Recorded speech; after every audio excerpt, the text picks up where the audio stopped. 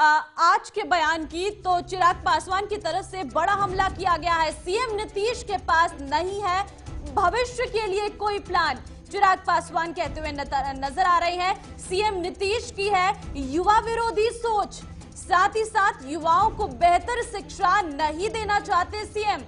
बड़ी खबर, चिराग पासवान के ये बड़े बयान, कहीं ना कहीं चिराग पासवान युवा वोटर्स को लुभाने की कोशिश अपने इन बयानों के माध्यम से करते हुए नजर आ रही है, क्योंकि जो भी बयान अब तक चिराग पासवान की तरफ से दिए गए हैं वो कहीं ना कहीं युवाओं के हित के लिए सामने आ रही है। चिराग पासवान ने क्या कुछ कहा, सुनिए। सिर्फ दिन भर ट्वीट करता रहता है, इन लोगों को कोई जानकारी ही नहीं होती। सर, हम लोग को भी जानकारी है, हम लोग भी पढ़े लिखे हैं, हम लोग भी बिहार के विकास की और एक नई सोच रखते हैं। 15 साल आपको दिए प्रदेश ने, हम लोग एक नई सोच के साथ, मैं चाहता हूं कि यहाँ पे आईटी सेक्टर क्रिएट हो, आईटी जॉब्स हों, यहाँ पर इन्वेस्टर समिट आप कराएं बड़ी संख्या में, यहाँ पर एक सिंगल विंडो क्लियरेंस दे ताकि इन्वेस्टर्स आएँ यहाँ पर और अपना निवेश यहाँ पर करें। बेहतर यहाँ पे एजुकेशन सिस्टम हो, बेहतर यहाँ पे स्वास्थ्य सेवाएं हो। हम लोग इस दिशा में हम लोग सोचते हैं, पर सिर्फ नली गली बनाना, बाढ़ के पानी को हर घर तक पहुंचा देना नल जल योजना का हिस्सा नहीं हो सकता ना। तो कल जिस तरीके से आदरणीय गृह मंत्री अमित शाह जी ने तमाम बातें कही, बिल्कुल सही है।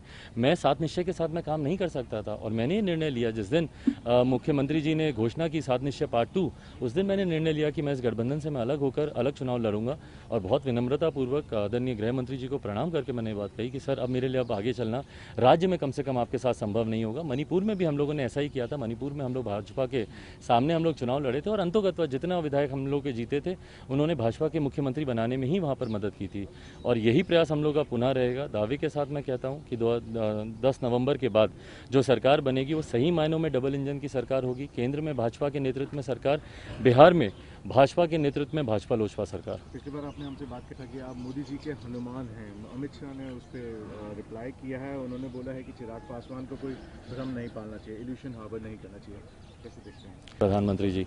जिस तरीके से जब कोई नहीं खड़ा था, अकेले प्रधानमंत्री मेरे साथ खड़े थे। मुझे याद है हॉस्पिटल के वो खाली कॉरिडोर्स आईसीयू के बाहर, जब मैं अकेला वहाँ पर होता था पापा के रूम के बाहर, दिन में कोई दिन ऐसा नहीं है जब 2-2 बार प्रधानमंत्री जी का मुझे फ़ोन नहीं आता था, जिन्होंने मेरी इस कठिन दौर से आगे निकलने में मेरी इतनी मदद की। दिन रात वो मेरे साथ खड़े रहे, जिन्होंने अंतिम यात्रा में मेरे पिताजी को इतना सम्मान दिया। जयप्रकाश जी के बाद जिस तरीके का मिलिट्री ऑनर उनकी अंतिम यात्रा में पापा को दिया, तो क्या मैं सारी बातें भूल